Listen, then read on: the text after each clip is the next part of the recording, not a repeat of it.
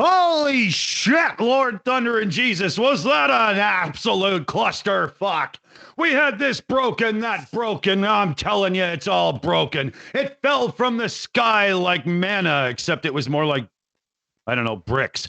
But we finally figured it out. We fixed it and we're fucking live. And as per tradition, before we introduce our most amazing guest, we're kicking it over to Operator Starsky to bring you the headlines. Cue the music.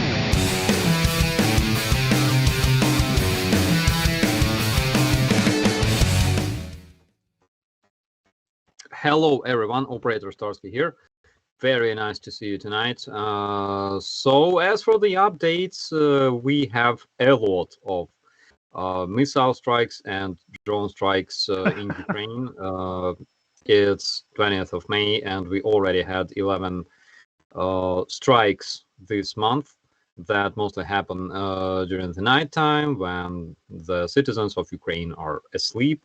And we know that Russians are trying to strike infrastructure as usual, probably expecting Ukrainians to fucking freeze or get depressed because they cannot charge their phones and stuff. I think the Russian terrorists are already out of fashion for like several months. So the updates that we can hear from Bakhmut. Currently, a lot of media are talking about the fall of Bakhmut, which I believe I already heard in like February, March. We don't have any official comments regarding this as of now. We know the latest update that we received from the Ukrainian officials is that on the flanks we are improving our positions.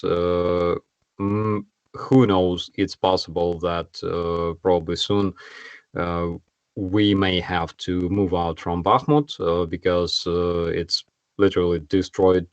But again, it's not 100%. So currently on the flanks there are some most trained, most motivated units were deployed recently, and they already showed a lot of progress by liberating quite some territories, several villages. Also during the past 24 hours,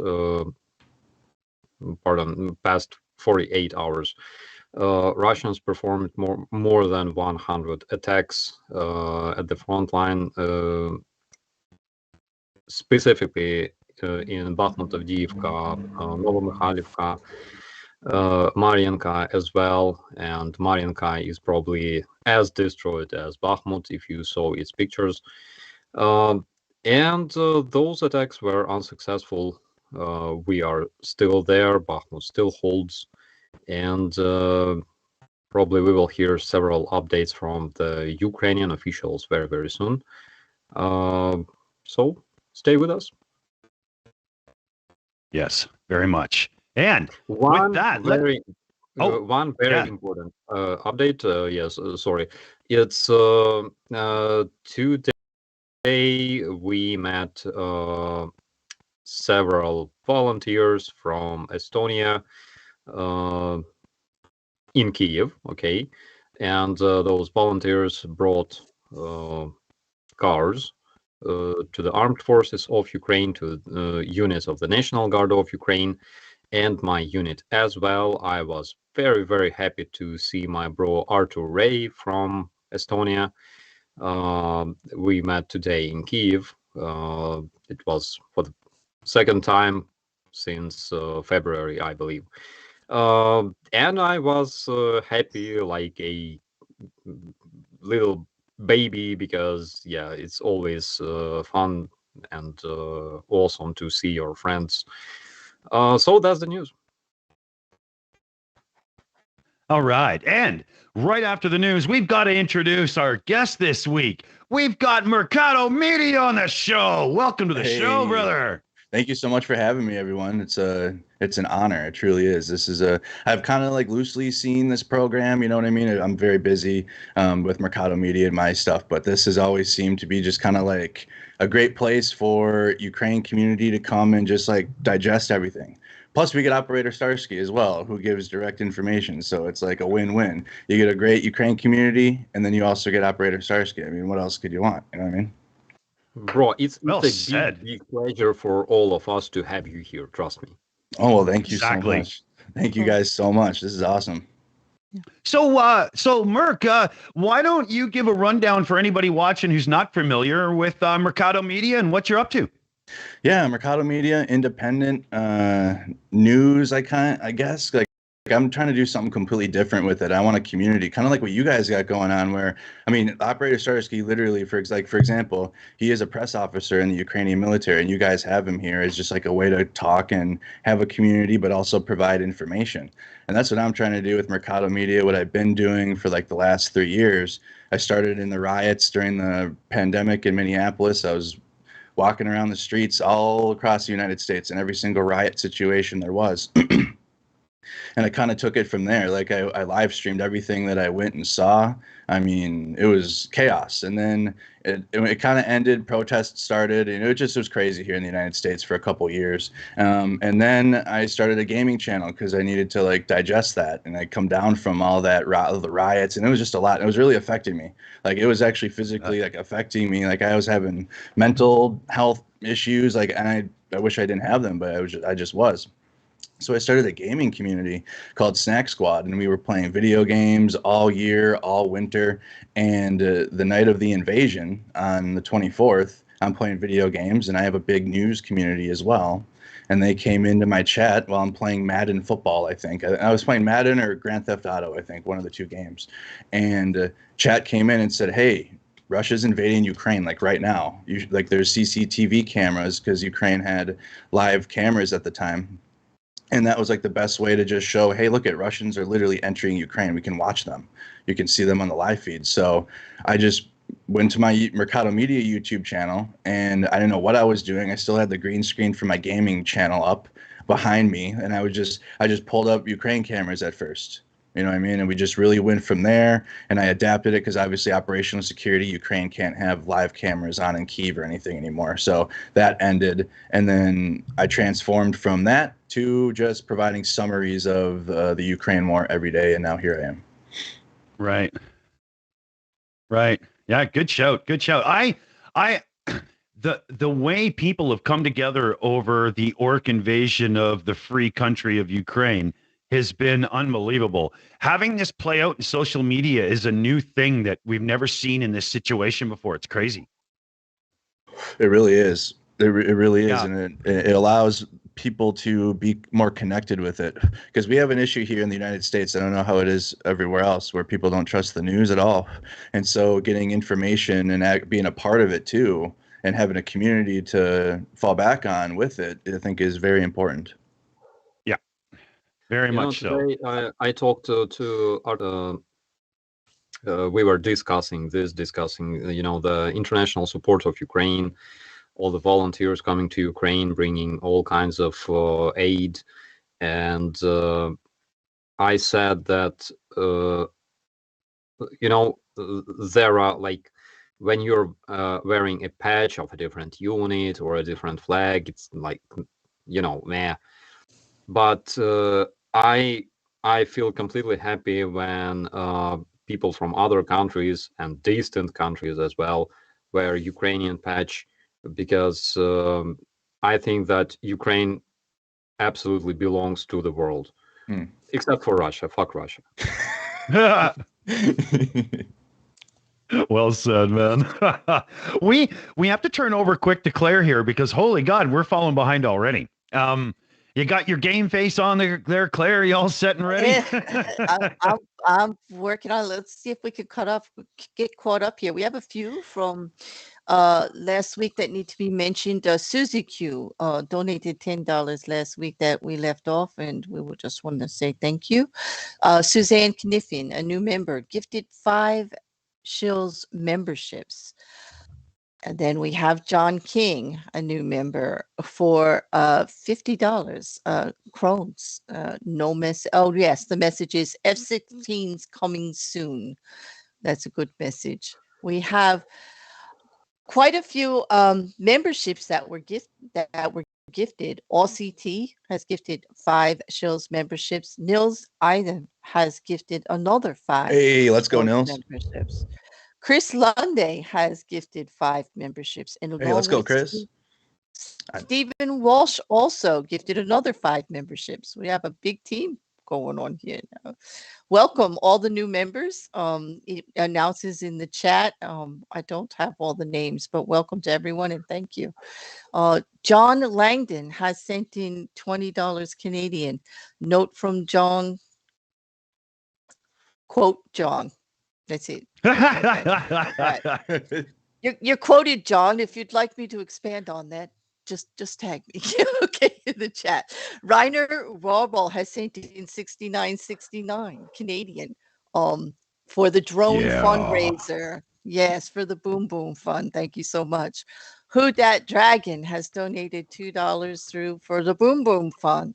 Great Sutherland donated 5 Australian. Chugga Chugga through the super chat. Okay. Love it. Yeah. All right. For the moment, I am caught up. Back to you guys. I gotta say, before we continue, I am so flippin' confused not having the little circles of us on the screen now. It's driving me crazy. I'm totally not used to this. Dave, I think we probably already got some questions for both Mercado and Starsky. So why don't we have a little peek in the room and see where we're at? Sure thing. It's one hell of a week to bring back the standing booth. If you see me sort of just walking around a bit. Oh, yeah. Sorry. looks like freedom. No, I love having this. This isn't touchscreen, but it is. It's, sorry, that's Claire. Anyway, so first question from Sweet 70433. With the complete hodgepodge of weapons that Ukraine has, is someone doing an analysis of each to possibly integrate the best of the best into future designs? They are doing it all the time. I know that our developers for our armored vehicles, such as Novator, Varta, Kozak, all those that are used by the National Guard specifically, I know that those guys analyze the data they receive, all the feedback they receive from our soldiers, and they continuously improve anything that can be improved. So That's regarding our own vehicles. As for the foreign vehicles and tanks, I don't have information regarding this yet. My apologies. I barely had the answer because I was getting motion sickness from watching myself. Yeah. Because there's a bit of a delay. There are more questions. So surely your name's pronounced like that. Operator Starsky, if you know, can you tell us if the guys left Bakhmut safely away from incendiaries, please? If you mean those charges that were used against the Ukrainian armed forces, I believe last week or several weeks ago, yeah, majority of them avoided being hit by those. There were a lot of videos of our guys like in the shelters watching those fireworks, laughing and stuff. Ukrainians. I like that. Ukrainians.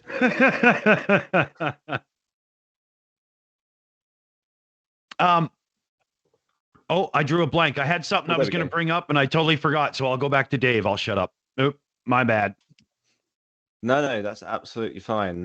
There haven't been too many for Mercado yet. We want loads for Mercado because obviously he is a guest, and so throw them out straight away. I might even be able to see them quicker on the screen next to me than when Janine does it in Discord. Shout out to everybody who's in behind the scenes, like Janine, who is making this run as smoothly as it can. I can't actually say it runs smoothly here because it doesn't, but hopefully we'll get a load of questions later on for him. I was going to ask you though, just a very quick one, because we do take detours and we do like to go off on a tangent and then go back to Ukraine. What are all the jackets behind you, by the way? Oh, behind me. So, I mean, one is my dress blues. When I was in the military, I was a E5 sergeant in the U.S. Army active duty, and then I was in the reserve. So that is my dress uniform. I wish I would have stayed in a little longer, so I would have got the new one that they got. The Army went back to the pinks and greens, so they could look like World War II uniforms now, and that's badass. This shit, I don't know what they were on when they made these. I mean, they look all right. I mean, it looks cool, but Cool. blue. Then the Army wearing blue and black. I mean, we're not that, but whatever. And then the one there, that's my ballistic vest that I had to wear in 2020 and 2021. So, I mean, I actually had plates in and everything because it was really crazy here in the United States. But one is my press vest and the other one is my military uniform that I have hanging up. I was told we have a troll in the chat, so I'm sending the puppy out to deal with him. There you go.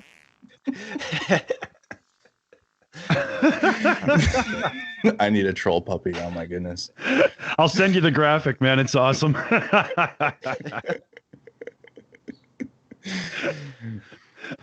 Yeah, they're really cool, man. They look good.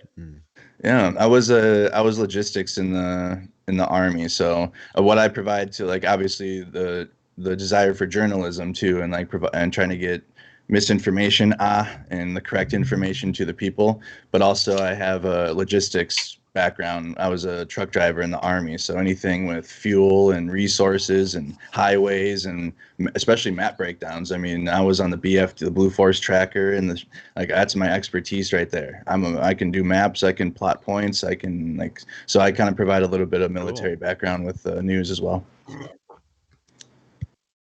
Nice. Skull from South Dakota. Hey, Jay, thanks for that super chat for the Shills. I see in the chat right now. $100 super chat from Skull from Jay from Minnesota. Awesome. Oh, wow. You are like us. I can tell already, because we have some of the best viewers YouTube has ever seen for live shows, and it seems that you're definitely you're got gonna the get a lot same of kind of crowd. Yeah, you're gonna have a lot of support today. You're gonna get a lot of members, and you're gonna a lot of Ukraine support today. So that's great. And by the I'm way, seeing that. Yeah. And by the way, I wanted to add something to that because today I was with Arthur and Ragnar from Estonia. Everybody knows Ragnar, by the way. Mm-hmm. So we were in Kyiv downtown There's this very, very beautiful park, and it was amazing because, it was peaceful sunset, green area, very beautiful. There was a street musician playing guitar, a lot of beautiful ladies around and stuff, and it looked like, in those good old times. Um, and a lot of our viewers you can actually meet there in Kiev downtown, because we met a lot of people today. That's awesome. People who watch my channel, people who watch Arthur's channel, and specifically big hello to Don from Philadelphia, who expected this stream very, very much. So Wow. cheers from me and Arthur and all the guys. Cool. Very That is cool. awesome. I've just dropped a whole bunch of shout outs in for Claire, so we should probably turn to her to get ourselves caught up. Nick is going to have to bail. Is he still in the room? Does he want to say bye first, or is he already fucked off? Okay, there he is. No, I'm still here, but yeah, sorry, got to bail. We spent most of the time. I only get about an hour for these things on weekends, and we spent most of that time fucking around. Your live chat was like it's Nick's fault. I was like, well, okay, that's always a safe assumption, I suppose, but still. Anyways, good to see you all. Nice to meet you, Mercado. Good to see Lance, Dave, everybody. So thank you so much for having me on, and I will see you guys next time. Take it easy, buddy. Okay, man. Good meeting you. You see, Mercado, you see what I mean? Nick kind of looks like Winnie the Pooh after like years of hard drinking, you know? Oh, and he's retired to his study. I always try to get him right as he leaves because he can't do anything about it. His study's cool though. I was looking at his books, and his whole setup was pretty cool. I like that. Oh yeah. He's a real knowledgeable guy too. Like that room suits him. But yeah, let's go over to Claire, get some shout outs through, and we'll get back to some screwing around, conversation, and whatever the fuck we want to do. Oh, okay. Well, to continue on the super chats, Mercado had already mentioned Jay Moy for $100. Skull from South Dakota. Great stream with Andrew and Captain Starsky, Slava Ukraine, for the rest of the message there. Thank you, Jay. Yvonne Way, a member for a month for looks like Swedish francs here. A video game controller, looks forlorn in between, saying try again. I get the sentiment there. They're trying hard, but they're not winning over there, are they? No. From little Kickins for the Boom Boom Fund. Thank you for 1939 Canadian. Killer Rabbit of Charbonneau. For 5 Canada, sorry, but you could keep your forest fire smoke on your side of the border, huh? Sorry, but it's hard to breathe here. From Colorado, sorry, from Colorado. Like okay, that's still going on. That's terrible. Yeah. Okay, big gay sexy balls for €69 or pounds rather. Thank you. No message. If you'd like one, please tag us in the chat. The names.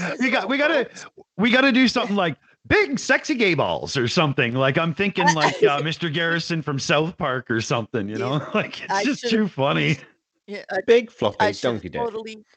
Totally left that one for you. Definitely. I should have. What? Yeah. Best laid plans. Okay. Now you got me. Now I can't even see. Okay. From Chair Ban, a new member for 27 Swedish krona. Oh, almost got me, but I remembered. Starsky has to talk about the snail theory. I don't know. Snail theory. What is that? Yeah, I don't know. We could come back to that after. I'll let you think about that a little bit. Okay. Wait a minute, Snail. Okay, just a second. Oh, it's coming back to him. Just a second. It's probably some immortal snail. Snail. The immortal snail. Yeah, like the garden slug variety. It sounds like it's spelled that way anyway. So I'm not sure if it's what they were talking about, but there's a lot of medieval drawings in like old medieval books showing like knights, noble knights fighting giant snails, and nobody can understand like what the fuck, like why. Why? And Uh, rabbits. And rabbits. Okay. yeah, You, and there's a you lot have a of that. theory Like, on this? my theory is like I don't know. So I know that people in medieval times consumed different mushrooms, you know, so that could be the reason. But that's something that I cannot explain. Maybe that.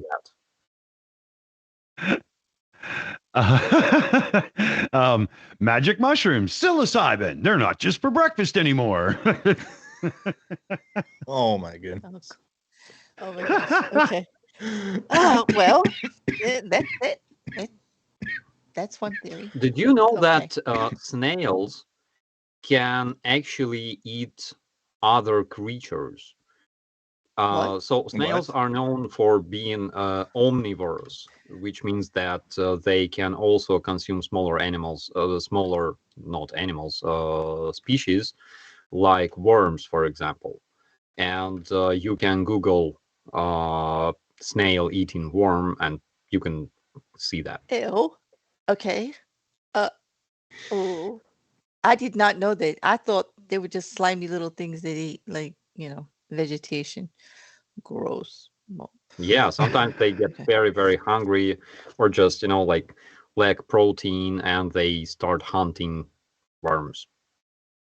But worms are good for the garden. Maybe they should really go for pests. Anyway, They thank also you taste for the nice, snail update. obviously. Thank you for that. Okay, now I can't get the picture out of my head. I don't know. Okay, Bench donated 179.90 through Super Chat. Hello from Tel Aviv. I want to mention the respect I have for the generous donations of my brother, Nadav Ben Shlomo, to Boom Boom for the brave soldiers of the glorious Ukrainian army.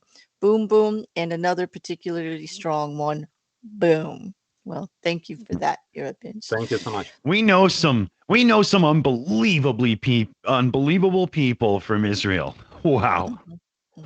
Michelle Martin has also donated 64.64 Canadian for the Boom Boom Fund. Black Cloud Actual, another 10. Mercado Media is my family, and Snack Squad TV is life. Let's Thank go. you. Okay. From Hedegun Kolmo has sent in 64.64. The note is donation for the Boom Boom Fund.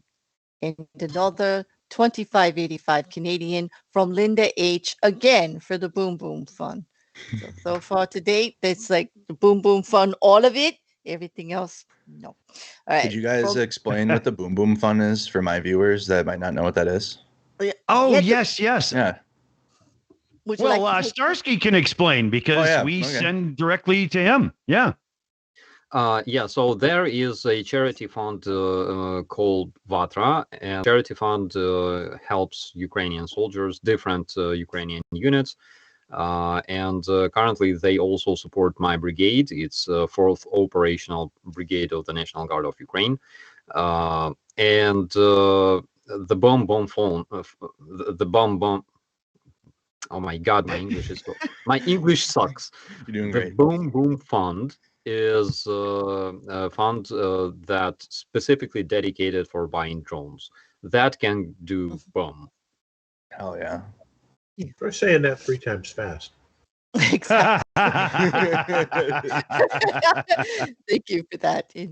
Yeah, so it's for the it's for the buying of drones in for Starsky's unit. So from Commander 401, a member for over a year, for 10. Trope of the witch. Oh, it's actually a sticker of a witch flying on a broomstick. has a lot to do with mandrake and hallucinogens more than actual flight. Oh, okay. She's talking about the the snail. Okay, they're talking about that. Thank you very much. Level 70 for Canadian 2790. A snail would have crossed Bakhmut months ago, unlike the Russians. Right. Oh, Yeah, nice I way gotta to cook. Go Yeah, ahead. guys, burn. I gotta mention this because it's absolutely awesome. And let me see if I can find it real quick because it was right here. So it was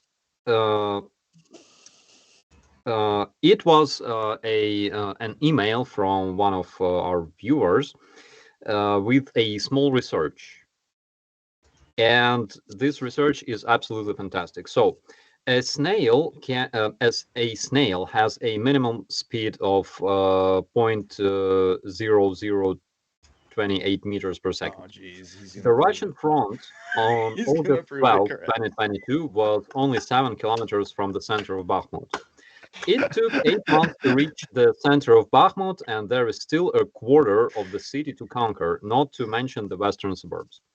8 months are 8 by 30 by 24 by 60 by 60 is 20,700,000 seconds. 7,000 meters divided by this number gives 0.00033 meters per second. So it follows that a snail at its slowest speed travels at a speed 8.5 times greater than the Russian army.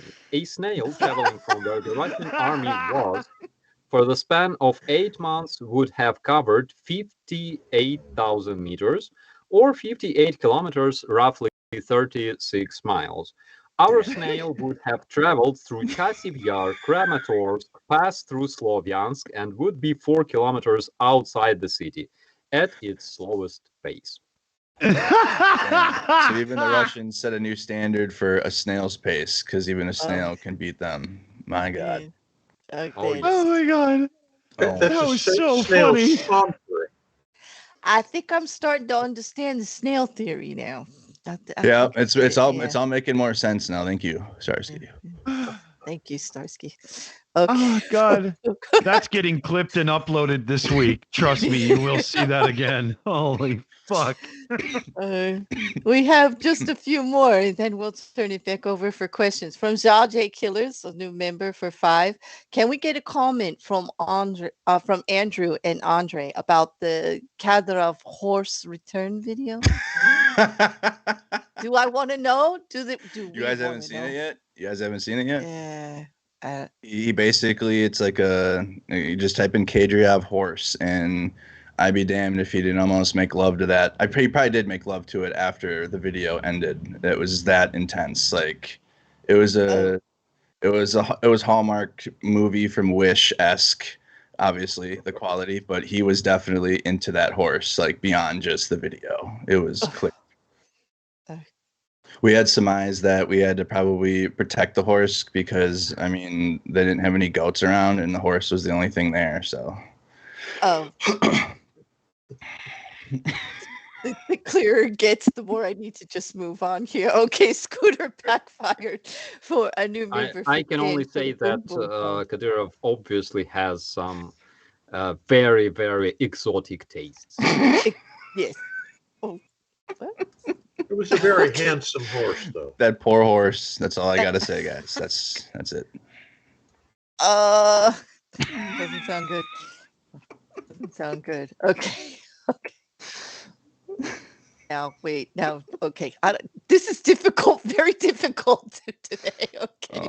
Oh, my goodness. Gosh. From Neil Cat for 2,000 Hungarian with no message. Well, thank you very much for the donation. If you have something you want to add, please add us in the chat. We'll add it next time. From Jonesy, a new member for Australian 14.99. Boom, boom, jaga, jaga, boom, boom. Glory to Ukraine. Glory to the heroes. Wonderful sentiment there, Jonesy. Thank you. Raven 7 has donated $30 Canadian here. Great to see what positive media has done for Ukraine. I can finally say it now. Looking forward to F-16 ripping Russia, a new one above Ukraine. Stay with Ukraine. Thank you very much. That's a Yeah. great Hell message. yes. Absolutely. From Aussie T, another 20 for the Boom Boom Fund. And Facts. from Rick Sanchez has gifted 5 new Shill memberships, Shill Master memberships. Thank you very much. Oh, Rick wow. Sanchez. Big thanks. Okay. Yeah. Hey, we are temporarily caught up. Back for questions. Well, Dave Miller snuck in with $10 there. I Greetings just- from Team Mercado. Greetings right go. back to you, David. Thanks you for joining us. Oh yeah. Okay.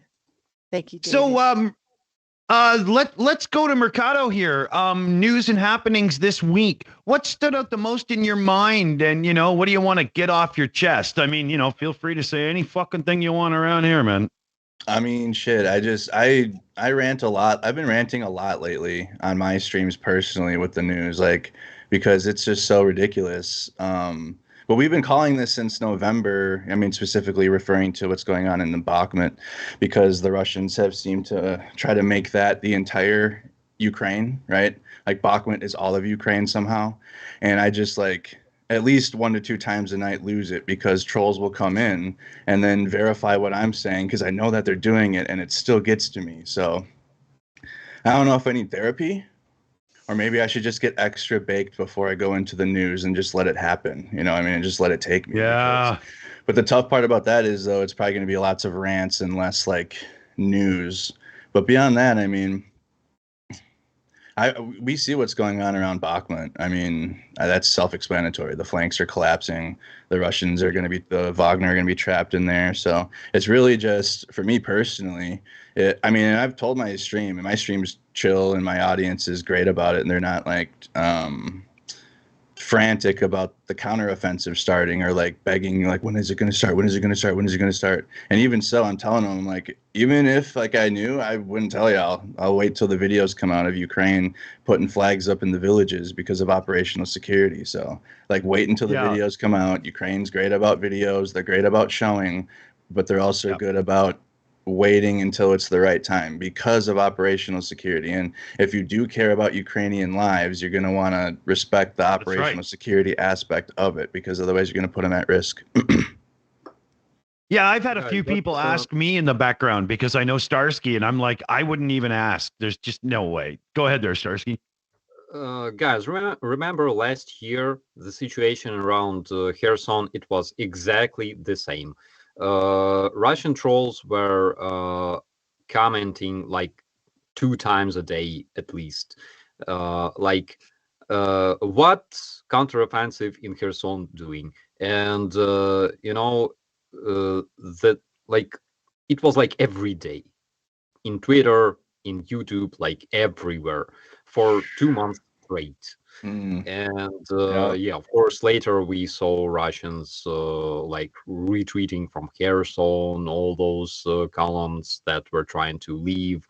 The Antonovsky Bridge destroyed by HIMARS and stuff like that. And remember that beautiful screenshot showing all the telephones, all the cell phones just floating in the river and things like that. So situation was exactly the same, and it's repeating over and over again. They were like, literally, what's counteroffensive in Hostomel doing? Then bam, we liberated Hostomel. Then they're like, what's counteroffensive in Kharkiv doing? Then bam, we liberated Kharkiv. Same with Kherson, and absolutely the same will be with the rest of Ukraine. So let's just wait and see. Major facts. And then, I mean, also there's multiple fronts too. Like I had mentioned, I mean, like Russia wants to make it seem like Bakhmut is the entire Ukraine. Meanwhile, Ukraine's maintaining defensive positions for hundreds of kilometers in multiple areas and also incrementally advancing. My channel, we've been watching the Kharkiv counteroffensive still near Kreminna and Svadova.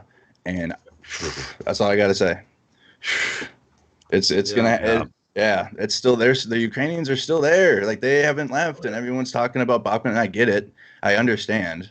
But at the same time, it's like the Ukrainians have still been incrementally gaining ground all across the rest of the country. So, I mean, it's, you just got to kind of remember some of the viewers that might get, or for me, I remind my viewers not to get emotionally into the propaganda. And I guess it's also a reminder for myself too, when I say it out loud, like, you know, don't get caught up in their bullshit. Like, it's the bigger picture tells more of the story than what the Russian propaganda ever will. Yeah, but there's a and, second I would- side to all Yeah, that. yeah. These facts.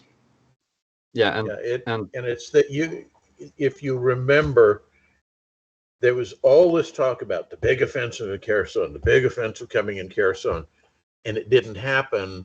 And then suddenly, in 3 days, everything in Kharkiv goes away. Yes. You know, it's the same thing. People get locked into this little mindset of, oh, this is going to happen because some jackass on YouTube or whatever told me that that's what it is. It's not. You don't know. These are plans that are being made in, you know, very controlled situations. They're classified. And when it finally happens, then you'll know. I think that's one of the big things is when this offensive does kick off, nobody's going to be under any illusion that it isn't already in motion. Yeah. And I would like to add to this that there are two main reasons why the Russian flanks in Bakhmut collapsed. First reason is third assault brigade that was deployed there recently, and those guys are hungry for killing Russian terrorists. They're like they don't know anything about having low morale. Those guys are crazy. And the second reason is that Wagnerites had to relocate their troops from flanks into Bakhmut. That's why their flanks are now exposed and they're only protected by low motivated Russian mobics that started running away as soon as they saw those kick-ass guys. So that's two main reasons. And I would also like to remind people that even though Bakhmut is not half of Ukraine, as Russians are trying to present it, literally, but at the same time, it's a big city. It's 56th biggest city in Ukraine. Jeez. Really? It is. I just 56. Yeah. Oh. Oh, okay. Snail. Remember the snail. The snail. Remember the snail. Okay, I've got to get a snail gag graphic on the set now. Yeah, you have to have one. I have to have a snail. Yeah, they just go so slow you almost can't perceive the motion. And then another snail that just cruises on by. Something funny. Dave, or here, let's see here. How we probably have to get caught up with Claire first and then go over to Dave. Yeah, let's do that. That's a good idea. Okay. All right. Let's see. For $10 Canadian. And saying for the Boom Boom Fund, thank you very much. From Tone Odyssey for 100 Norwegian krone for the Gigolo business. That's different. Okay. Okay. I don't know about that. You're going to have to take that, Dick. But Eurobench for 35.90 Israeli shekels. Hi, Mercado. I really like your broadcast, Slava Ukraine. Thank you so much. Yeah. And Ami Atkins has sent in 64.64 Canadian for the Boom Boom Fund. And sneaking in underneath, Killer Rabbit of Serbana for 10. Starsky, is it possible to get a picture of the roll of duct tape used to repair the Patriot part? Asking for a friend who trained space shuttle crew and saw their slowed roll of the duct tape on the shuttle. Yeah, so there is a problem because we use duct tape to mark our troops. That's why we had no duct tape to repair the completely destroyed Patriot system. That's why we used chewing gum. And the chewing gum you can have. Yeah, I mean. There you go. Okay. We had a membership message just come in at the end there from Tiny Captain. Hey, how's it going? Only 11 months to go until I earn the last batch. There you go. All right. All right. So yeah, some questions from the viewers here, because I bet he's got some really good stuff loaded up by now. Oh, I still can't work a mute button, I'm afraid, but I'm learning. There is one from Oebi saying, Mercado Media, how do you feel about other YouTubers bringing out misinformation about the war in Ukraine? In terms of like I mean, obviously against Ukraine, it's hate, but the ones that are for Ukraine and spread misinformation, it's annoying. Or maybe they're like veiled for Ukraine, but then they'll parrot Russian propaganda and like kind of play this tiptoeing game. And I mean, I don't like it. I mean, obviously there's nothing I can personally do about it. I mean, I can just do the best I can on my own and continue to try to be a part of the positive aspect of news and try to be the part of trying to find accurate and relevant information and not craft narratives. Yeah, that's interesting. I didn't even consider that it might be inadvertent misinformation. I just thought they meant like a sort of Russian. Yeah, there's some cases where you could be like so for Ukraine where you'll start like saying anything, and I think that can be also a problem as well. Yeah, it's like for example, Twitter. Yeah, oh Jesus. I failed 100 times already on Twitter because usually I open Twitter when I wake up, when I'm like, I don't even bother checking information, you know. And then there's boom, this hilarious video of like Ukrainian boxer kicking the shit out of like Russian boxer, and I'm like, holy fuck, I need to share it right now. And then I'm sharing it, and it appears that those were two boxers from like New Zealand or whatever. And like you have to check like you better avoid sleeping, but you gotta check information. So it happens all the time, and I would recommend to those people that are doing this, first of all the information can be checked by any party. That's why you better don't do that. Facts. If you want to perform and conduct like psyops, you better do it professionally. If you cannot do that, just do whatever you can. Whatever you can do well, but don't do this because sometimes it's very, very embarrassing, and you embarrass myself as well, which is even worse. And then not only that, to take it one step further, is Russian propaganda, not even Russian propaganda, but propaganda tactic. They will take what you are saying and then say, or like, so say I'm spreading misinformation on the side of Ukraine because I'm so pro-Ukraine. The opposition, and it'd be crazy, the opposition will take what I'm saying and present it as if this is what all of Ukrainians are saying, or as if it's what all of the Ukraine supporters are saying. So that's why you got to be careful, because you could be a tool of the enemy as well if you're putting anything out there. Yeah, Russians are working very, very hard in order to find something that can, you know, find anything. Yeah, that can embarrass. I thought that was a good moment for working hard Russians, right? Yeah. So they're searching things like that. And when they see things like that, it's like a gift for them. So be careful with that. Lavatory Lavrov. That's funny. Oh, okay. Back to Dave. Sorry, I'm totally being a jerk here. We'll get a couple more questions in from everybody.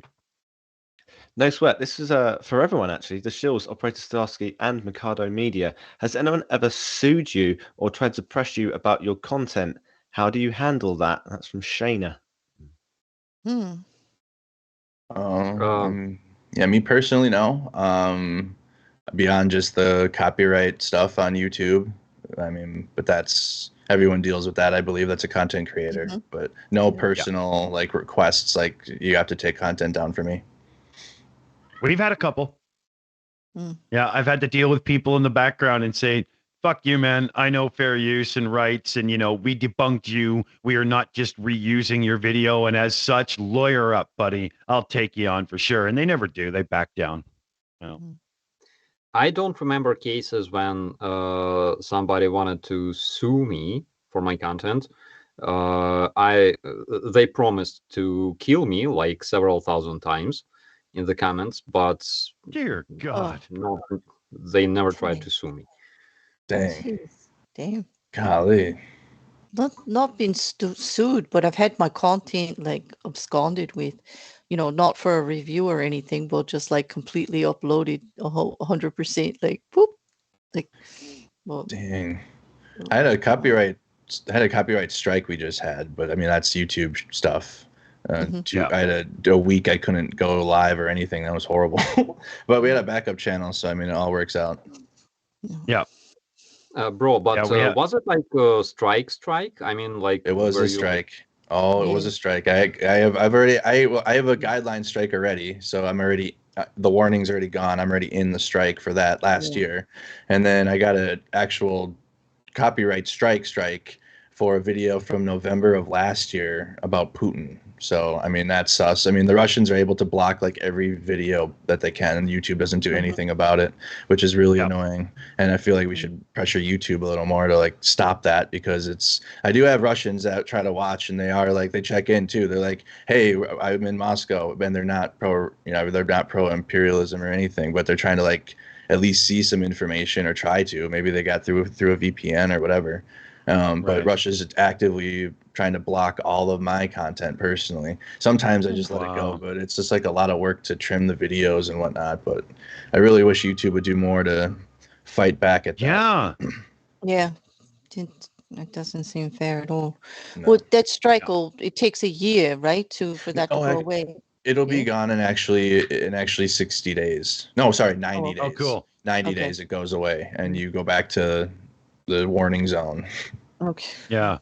We had to fight a community guideline strike here. They got us for promoting scams and deceptive practices, and all we had done that night was get drunk and play DJ night. Like that's what we had done that, and so I was like, I wake up in the morning a little cloudy, right? And I'm like, what scams and deceptive practices? For the love of God, because all I could think of was I had done some fake commercial bit to be funny, right? So I had to fight it, but we did win and get it taken away. A lot of people get that strike just exposing the scams and exposing the ones who are actually doing it wrong, and then their video gets taken down, or they get the strike just for even speaking about the other channel, and the other channel is actually up running the misinformation. All you're doing is pointing at it and calling it misinformation, and you get it. Yeah, it's crazy. Yeah. Let's collectively give YouTube a big old grub muffin.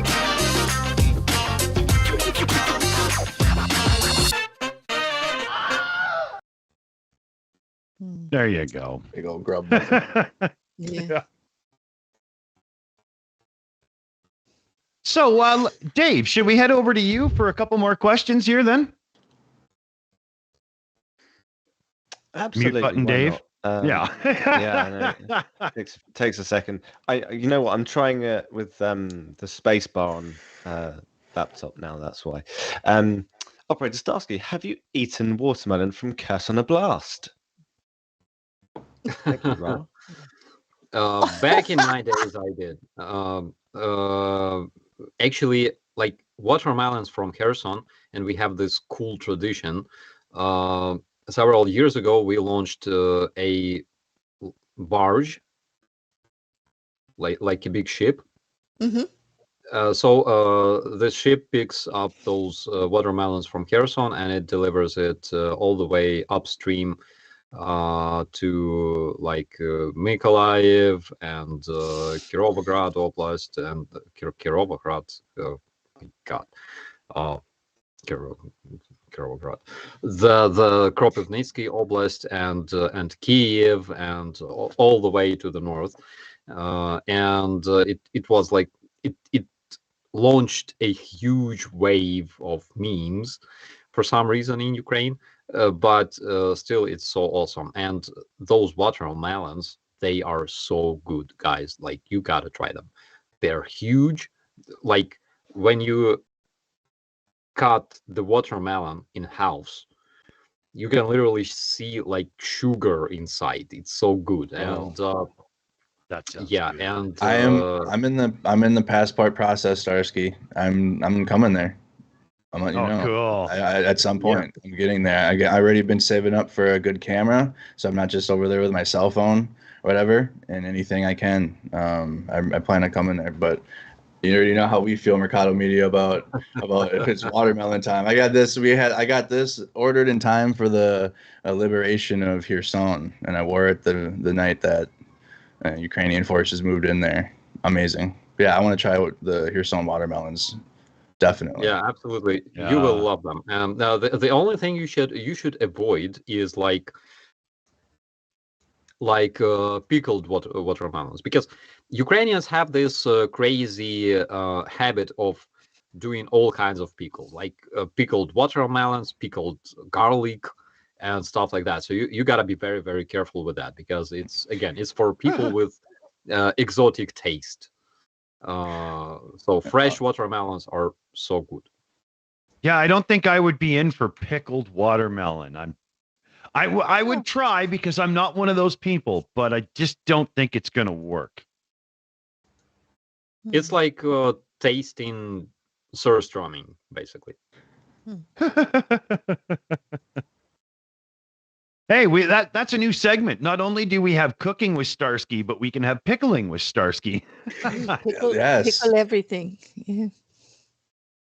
I hope sometime we will have like eating with Starsky finally. Yes. Yes. Yes. Having a cold one with a nice big layout and everybody just relaxing and enjoying themselves. That'd be awesome. Yeah.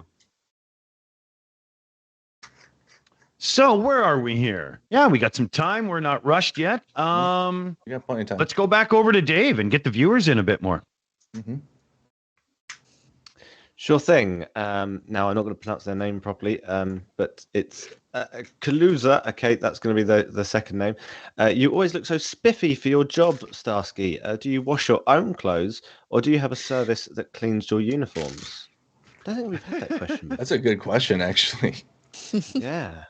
I have a laundry machine.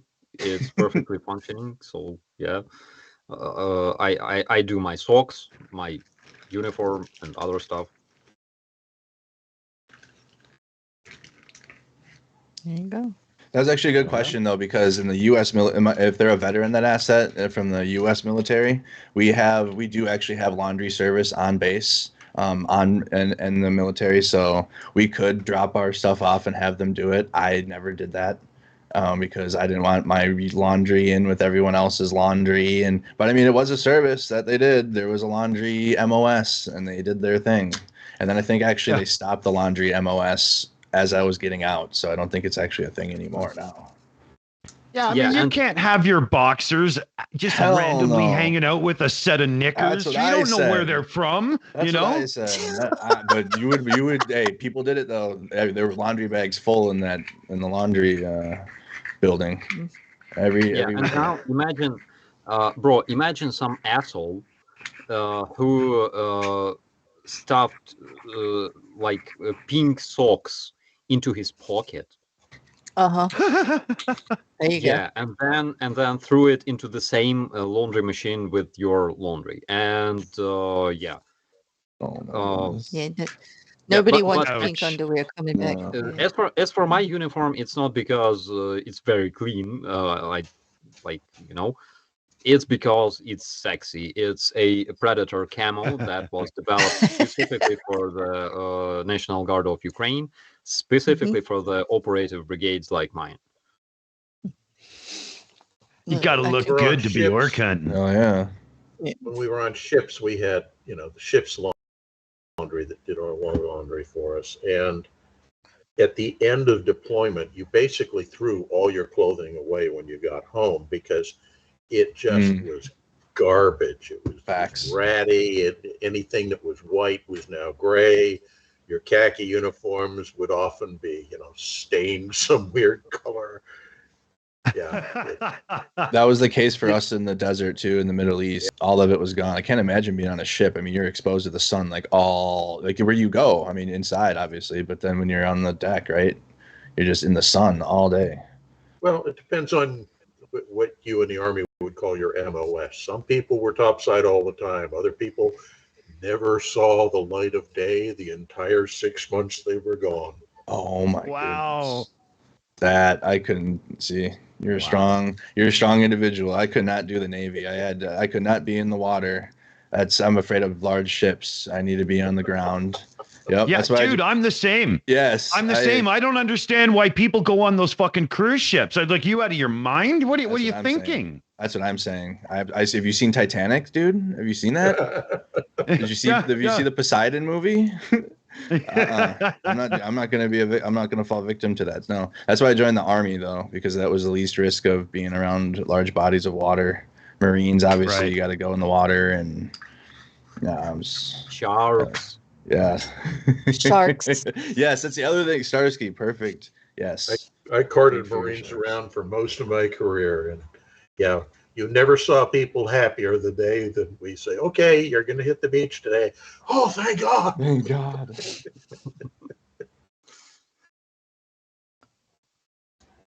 All right. How about a couple of questions from Dave?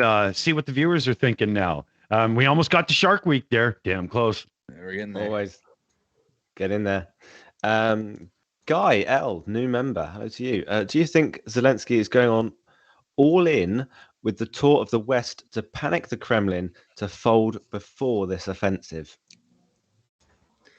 I think it might be true because why not? Russians have a chance to GTFO from the territory of Ukraine before they're killed, and I think it's a generous thing that he does, by telling them that, and he literally said that. He said, "You still have time to get the fuck out of Ukraine, because later we will be killing you."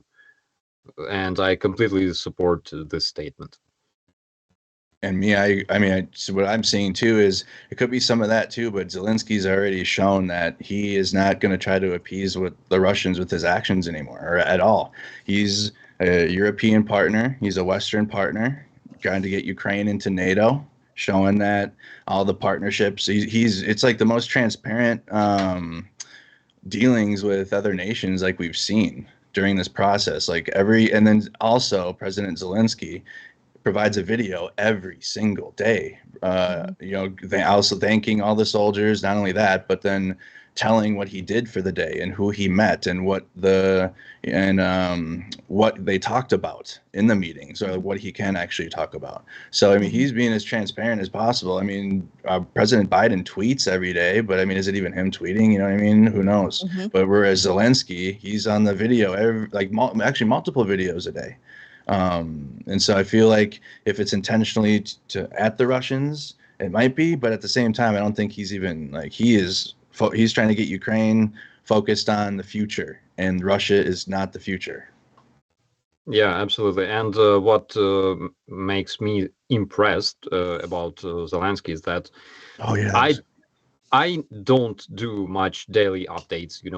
Zelensky is 20 times busier than myself, and still he has time to find 5-10 minutes a day and make a report for the viewers regarding all the meetings, all the decisions, and stuff like that. So it's absolutely impressive.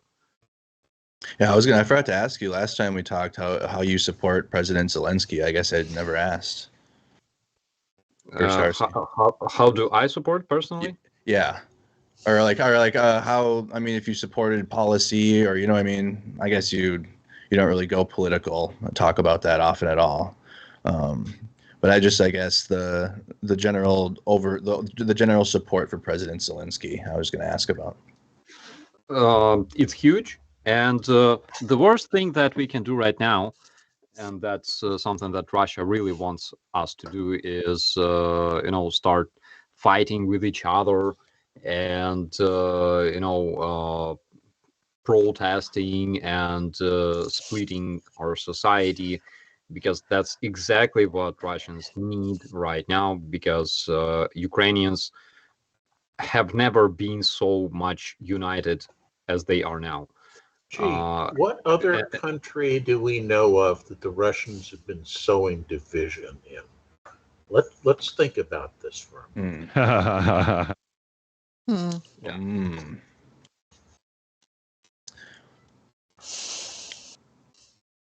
So there were a couple Well- of things that happened this week that we haven't mentioned that I think bear mentioning, just in case people aren't aware of them. So, number one, a group of different nations in the EU have all started making big aid announcements for Ukraine. I think the Germans said something like, what, $2.1 billion worth of stuff or something. It's just an enormous amount of money that they're Yes. contributing.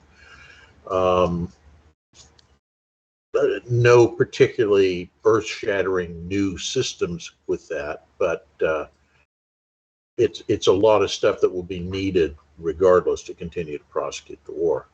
The British, of course, said that they were going to be giving the long-range missile Storm Shadow to the Ukrainians. It's interesting because the day they made the announcement and 2 days later the first Storm Shadow strike was actually conducted. I think that was an arrangement that had been in the works for probably months. Mm-hmm. Just didn't get announced until then. Yeah. The other interesting one is the Danes said they were going to be giving Ukraine F-16s.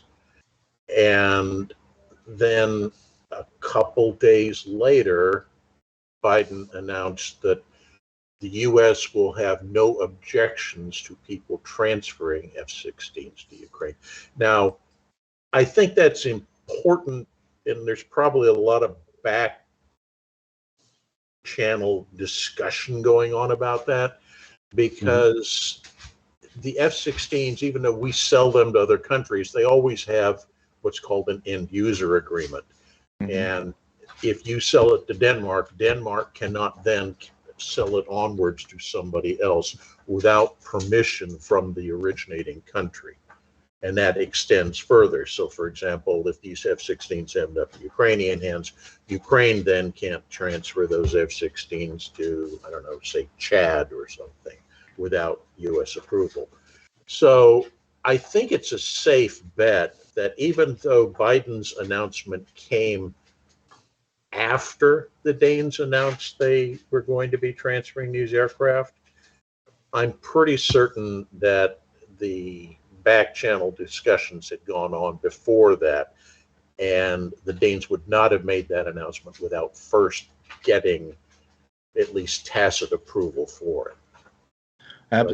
I agree personally. Absolutely, announcement of the training program of the F-16s much faster that came out. Like that tells you that Ukrainian pilots have been training. They've been there for quite a while. But how would they find out that Ukrainians can go from 18 months on the jet to 4 months? Like that's obviously time and testing. But everybody does that, don't they? Right, exactly. And I mean, it always is a I play Flight milestone. Simulator. I'm going to get my A10 tomorrow. Right, literally. So, and what he's referring to for any of my viewers is, and we'll go over it later tonight, that big announcement. It's actually a pretty big announcement for the coalition of the countries that are going to be providing fighter jets. It's Germany, France, Portugal, Netherlands, Belgium, the United Kingdom, and the USA, actually. So they backed all this, so it's going to be nice. We'll be talking about that a little further. It's another thing that I think is worth mentioning is I've heard criticism from some people. Why are we only giving them the F-16? It's an older airplane. Why aren't we giving them S-35s and so Right. forth? And I think the key is that it's of the U.S. made aircraft, it's the easiest one to maintain. It has been sold all over the bloody world, so there's spare parts galore to get Absolutely.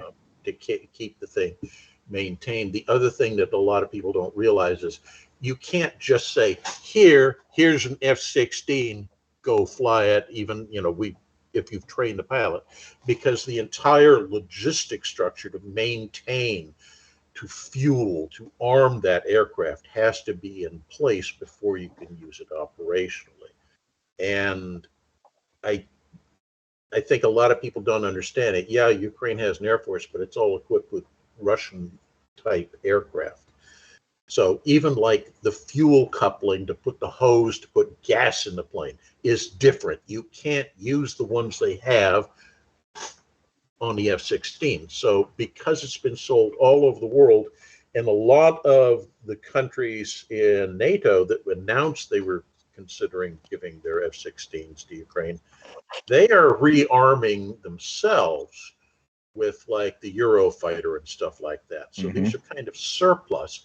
So a lot of that infrastructure is also surplus. So that's probably going to get ended up being transferred as part of a complete package.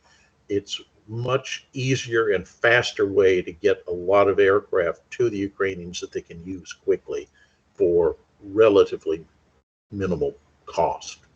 It's also very, as I was just about to say, F-16s are very cost effective for fuel, and they're workhorses. Those things I mean, like you had mentioned, they're not like the top capable jet that we have now, but at the same time, they are very, very, very reliable jets, cost effective, resource effective, and Ukrainian pilots already shown that they cut the training time down over half.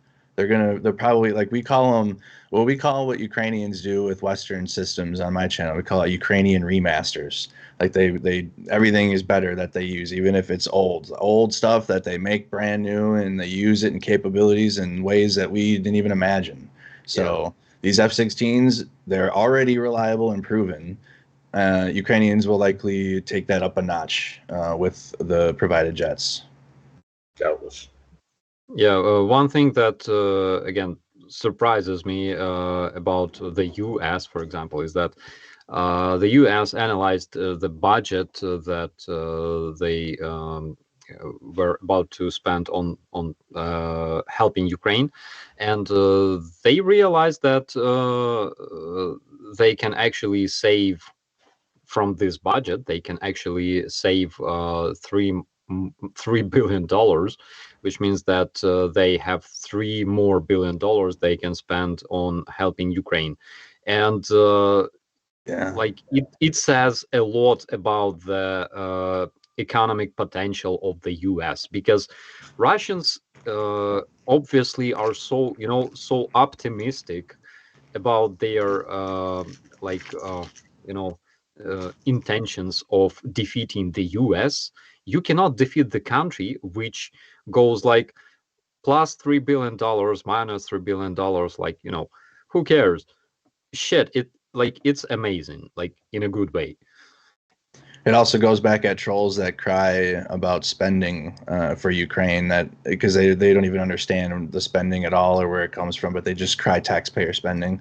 It's just it's a tactic to try to get people distracted, I've noticed. But that I mean, we're $3 billion under what we expected to be spending. So it's another thing to throw back at people that would cry about the aid to Ukraine as well. Oh yeah. They're like they're so upset when you tell them that actually they spend approximately $1.20 on Ukraine every day. Oh my God, I'm spending more on mobile phone like every day than that. Yeah, oh my goodness.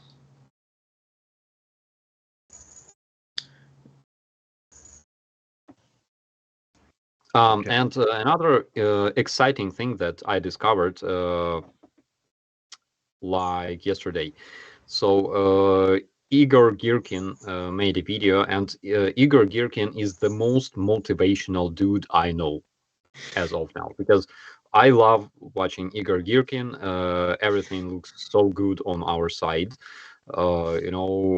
Ukrainians like attacking, riding those transformers and spaceships and stuff like that, shooting lasers, flying those F-35 jets and stuff, and it's hilarious. And one thing he mentioned was, he said, quote, Ukrainians already used the Storm Shadow missiles, striking the Russian troops located in Luhansk, that was completely out of reach for the Ukrainian artillery and missiles for almost all the duration of the war since 2014. I have a question. Who the fuck bombed Donbass for 8 years if Luhansk was completely out of reach for the Ukrainian artillery and missiles, according to Igor Girkin? It kills the bomb. It kills that narrative. The doming the bomb boss goes. A missile, you can hit it with a field gun, for God's sakes. Kills that narrative, man. What do you think about the more extreme narratives in contrast to like the Kremlin narratives? I mean, it seems like they infight. Or do you think it's a drama, Starsky? Do you think it's a drama just to be a drama, or do you think there's genuine infighting going on? I believe that there are different elites fighting between each other, like for real. We like different sources bring different proofs of that. There are a lot of Russian oligarchs that actually support Ukrainian side with different information. There is, oh my God! So, jeez, Ani Lorak is a Ukrainian singer. She is she was hated by the Ukrainian people because she moved to Moscow, and she has a very nice voice, but she has a very bad nature, bad personality.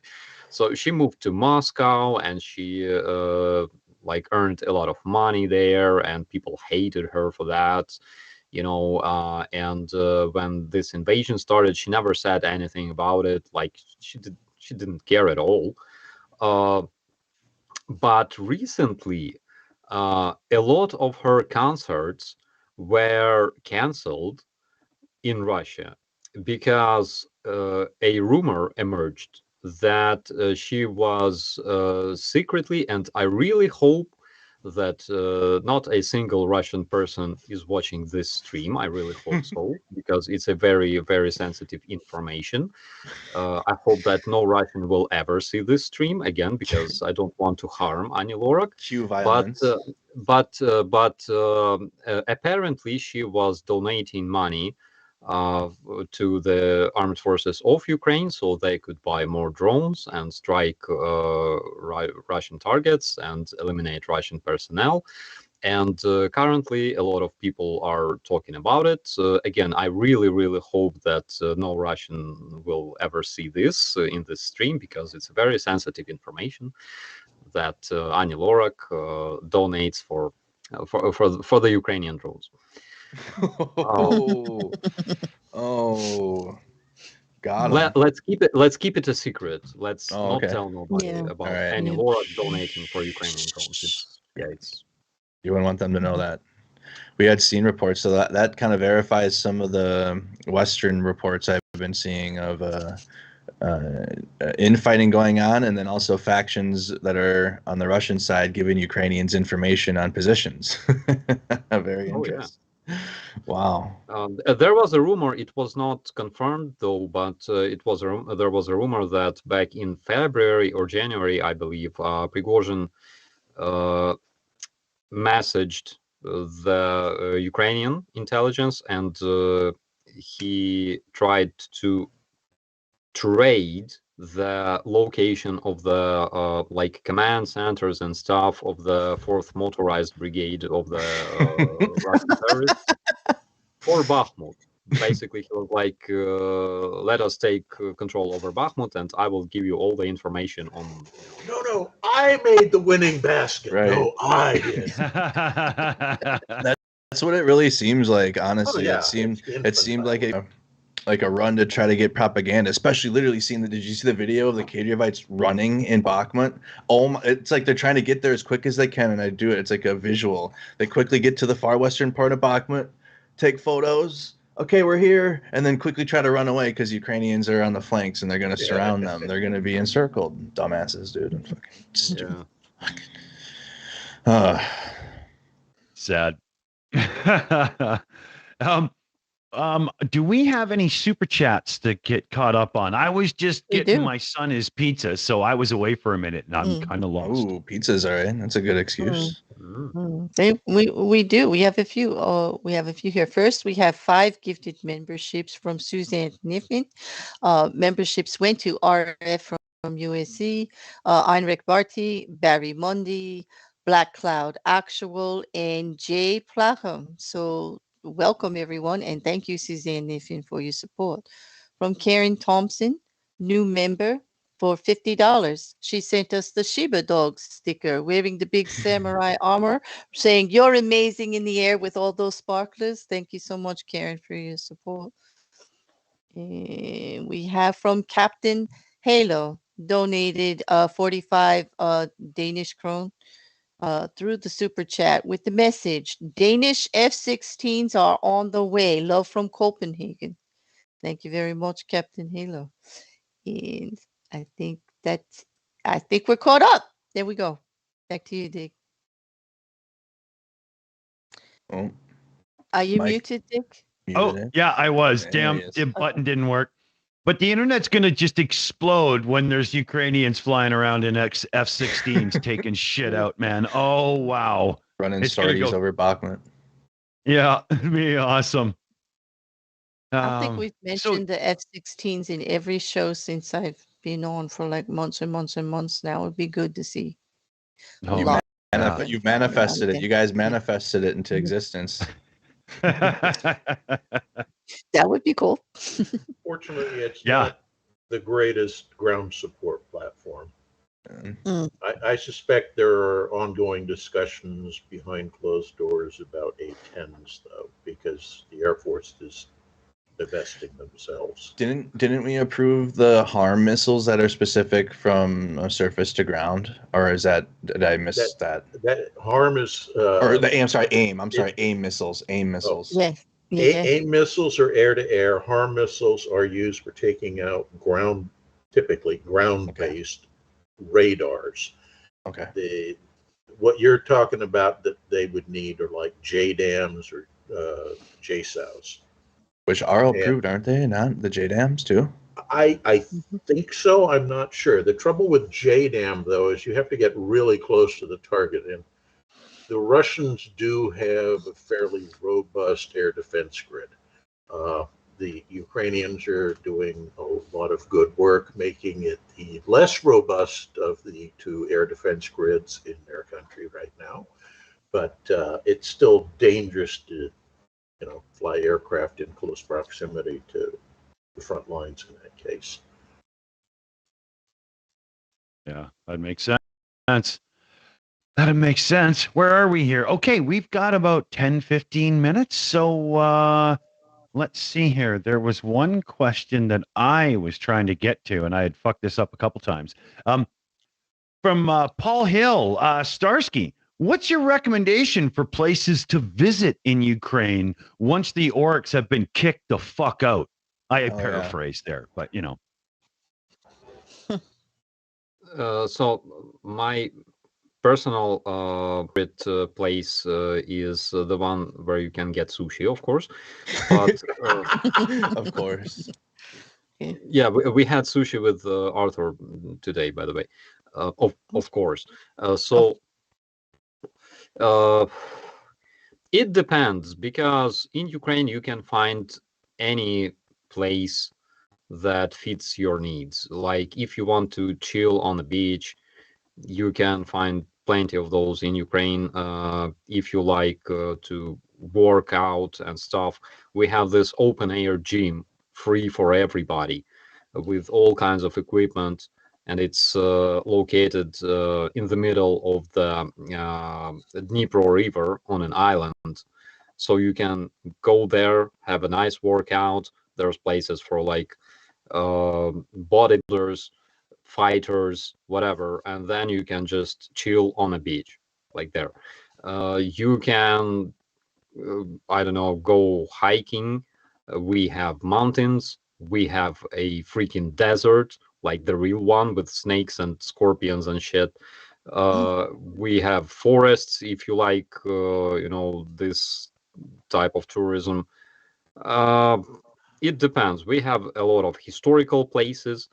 We have, and historical places include like castles, Cool. like ancient monasteries and temples, not only Christian temples, all kinds of them, Greek ruins, Roman ruins, Viking ruins, like anything. And of course, a lot of stuff, to entertain yourself in Kiev downtown, in Lviv downtown. So Lviv and Ivano-Frankivsk are considered cultural centers of Ukraine. Kiev is the capital of Ukraine, and again, I told this to Arthur today because he said, like, I like it here. And he said, it's too bad that I only have like 3 days to explore Kiev. I need more, like a month probably. And I said, yeah, but there's the danger because you're gonna like to stay here forever, Right. which is true. So we have a lot of places. It literally depends on what you want to see, and we have a lot of things to see. I can't wait to You're see gonna him. you're gonna be my travel agent when I get there. With pleasure, absolutely. That's a good one. That's a good one. Let's see. Let's go over to Dave for a couple questions, and then we do have a super chat that's come in, and yeah, I want to get the viewers in a tiny bit more before we have to wrap it up. Yeah, absolutely. Best case scenario for post-Putin Russia.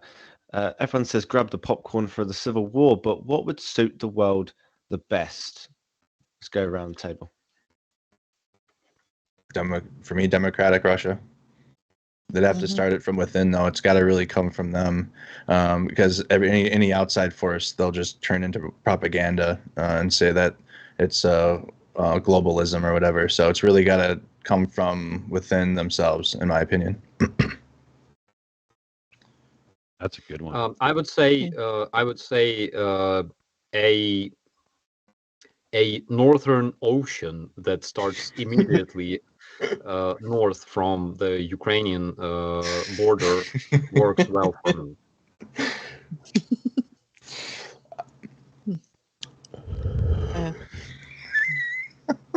Let. That's so funny. I'm sorry. I'm stunned. Okay. That's I one just way need to 1 walk second, away. everybody. Sorry, I'll be right back. Do Sorry. you blame him? Do you blame him? No, not at all. Absolutely not at all. I didn't know the Barents Sea extended this far south. Yeah, it's beautiful this time of year. New Ukrainian beaches. Kharkiv beaches are beautiful this time of year. It just fall off. That would be wow. Okay. I'm gonna get caught up with the super chat then, and then Dave, if you want, we'll do another question after from Secular Psychi. I believe it's $9.99. I hear that Luke Skywalker Hamill is promoting a fundraiser for United 24 for drones. These are the drones you are looking for, it states. I hope to see more of this in the future. And yes, I think we all agree. That's great. Yeah. Thank you very much. Thank you for the Yeah, information. actually, he gathered several $1 million for the drones for United 24. He's Wow. Yeah. Has he great. been there yet, Starsky? Has he been to Kyiv? Yeah. I think so. I think he was. He's been a huge supporter of Ukraine. Yeah. It's awesome. You know, that's something that doesn't get a lot of talk. We hear all this about, you know, Germany gives 2 billion, US gives 10 billion, what have you. Mhm.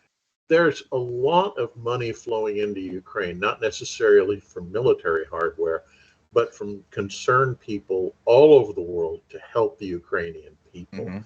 And Yep. that really doesn't get a lot of accounting, and it has to be hugely important to what's going on. Mhm. It has to sustain Yeah. too. Yeah. Yeah, absolutely. Like generators, like meds, like clothes. Because I saw volunteers in Bucha. That holy shit! They even gave me the patch. I completely forgot about it. Those guys were bringing clothes, foods, meds, candles, and things like that to civilians. And this help, this support is enormous. Actually, I hear people talking like they often come to some distribution centers, like charity distribution centers, where they can get something for their kids, like diapers and things like that. It's very, very important, and it saved us big time. Yeah. Yeah, I mean, we've seen it firsthand around here. You just go from stream to stream on YouTube and you see Yeah. money being raised. And that's just one part of it, right? So, it's And been for excellent. and then for my community too. I mean, we had a fundraiser the first week of the invasion. My channel did. Oh my goodness, I saw numbers raised I've never seen before for anything. But for us though, we were always trying to find things to help directly. But it's not like the YouTube fundraisers aren't helpful. We'd find Ukrainian ones. A lot of them, the money might go to Ukraine, a portion of it, but that's why we try to find direct support. And I want to, and Yes. Starsky might appreciate this a little too, but the NAFO 69th Sniffing Brigade is one that we're going to be also helping. So I want everyone to help the Shills drone fund that I've been seeing, and that's amazing. But also the NAFO 69th Sniffing Brigade, we're getting something together, and we're going to have our own website or whatever that they're building. It's like Starsky talked about Cool. Ragnar a little earlier and how everyone knows him, and that's so true. It's so true. And they're putting an Orc Hunter's dog tag together, and it's just going to be an amazing way to support. But that's 100% agree. Trying to find not only just helping Ukraine, but trying to find real ways to help Ukraine and not just say, "Oh, I'm helping. I'm like throwing money." You can see it, you can be a part of it. And Ukraine also is very transparent about it too. I mean, I instantly got put into a chat with the NAFO guys, and it's like, here's this person, and I'm here, and like we did a call, and it was like, wow, this is the most transparent experience I've ever had for this, because I was kind of nervous about doing fundraising because I didn't know who to talk to or what to do, and they're like, we got it, bro, we got everything set up. All you got to do is just give it attention, and I think that's solid. Yeah, I'm absolutely rooting for charity funds that help my brigade specifically, Yes. and NAFO 69 Sniffing Brigade is one of them. Let's go. Because they already brought 180th car to the Armed Forces of Ukraine and the National Guard. 180 cars since the beginning of the invasion. They're so good. Jesus Christ. Yeah, they're done. so good. They're so good. And it's not like any sort of car. It's like a specific truck, which passed all kinds of tests at the service to make sure that it works. It's in a good condition. It has new tires.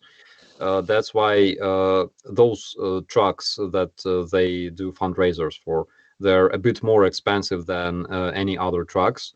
that you can find in Europe, like older ones. Those are useful as well, but at the front lines they don't live long. Right.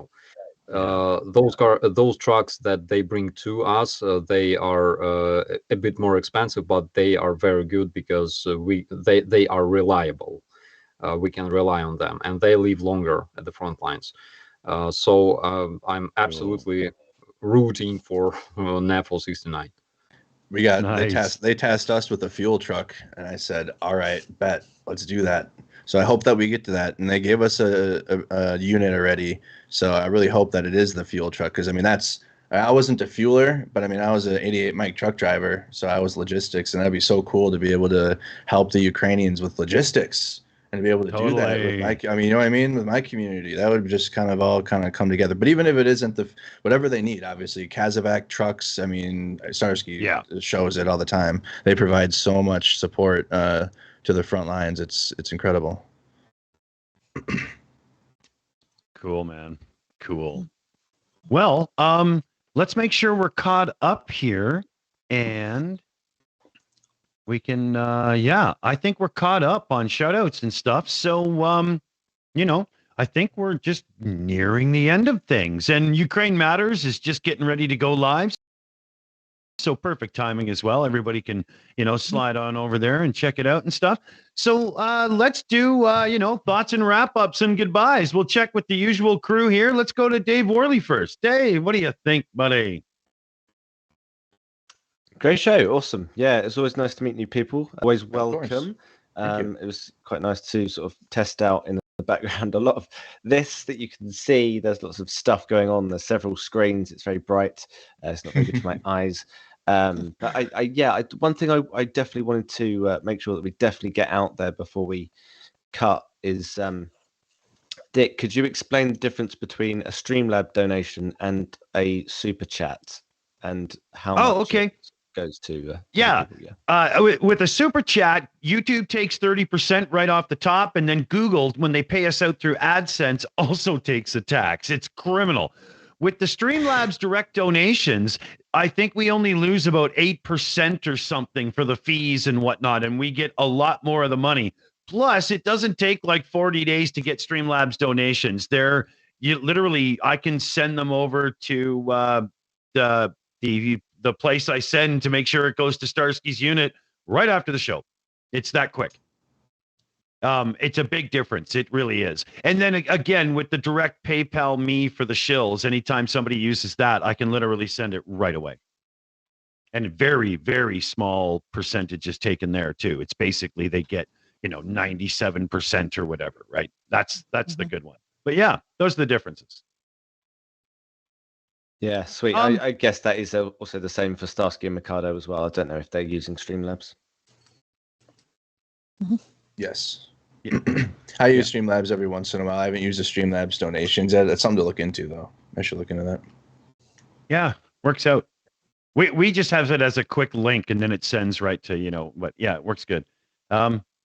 Let's check in with Commander McMillan then. What do you think there, buddy?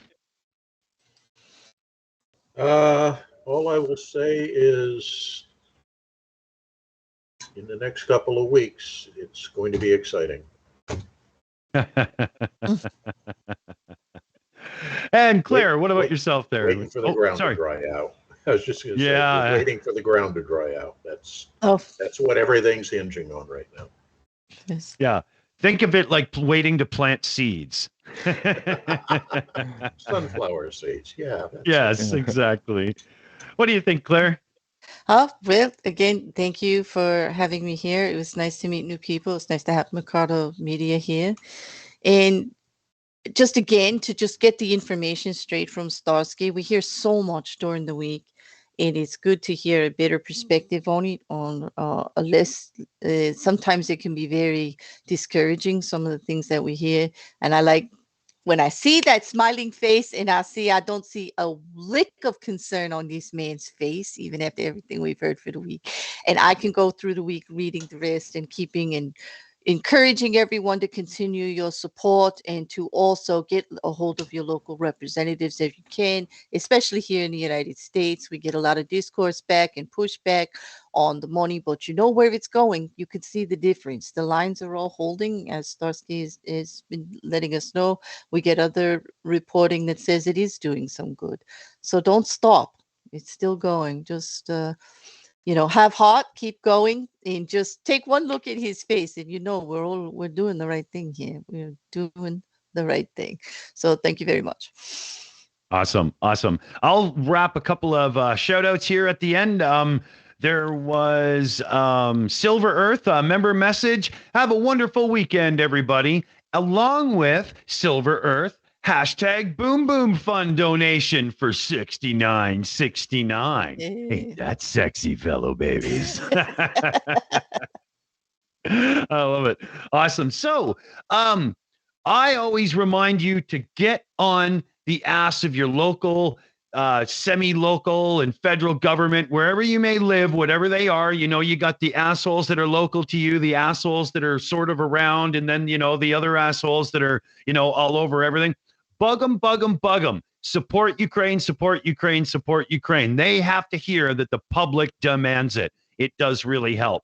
We want to say a huge thank you to CF Beauty for running the Shills chat for us, and our moderators, and Allie for helping with some research there as well. Thank you all very much. And I'm going to turn over to who was an amazing guest, Mercado Media. Hey. Thank you guys so much for having me. It was an honor to be here. Obviously, Captain Operator Starsky. It was great having you and talking with you again. Getting first and keep those daily updates coming too, Starsky. Those are good again. And having those and getting non-mainstream news update, even if it's just in your car and you're doing a little daily diary. Those are awesome. If you want anyone interested, we do nightly news updates, 8 p.m. Eastern, if you want to come check it out. But that's that. Yeah, link is in the description. Mercado, for God's sakes, I've lost my fucking mouth. His link is in the description. It's a very good place to go. Get over there and sub for sure. Big thanks to everybody showing up here from over there as well. Lots of new family members. Loving it very much. Big support day today, too. And as always, we turn it over to Operator Starsky to take us home. Thank you so much, bro. Very excited to see my bros invited to the Shills show here and there. It's always a pleasure. And also, thank you so much for supporting Ukraine. Awesome. And with that, we bid you adieu, everybody. Take care out there, and remember two very important words. Slava Ukraini.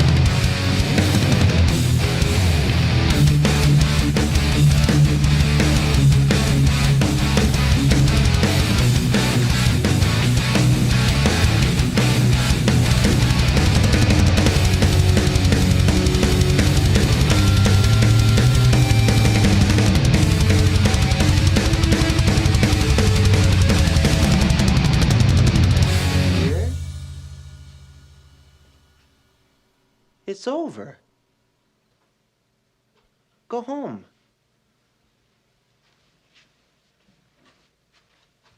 Go.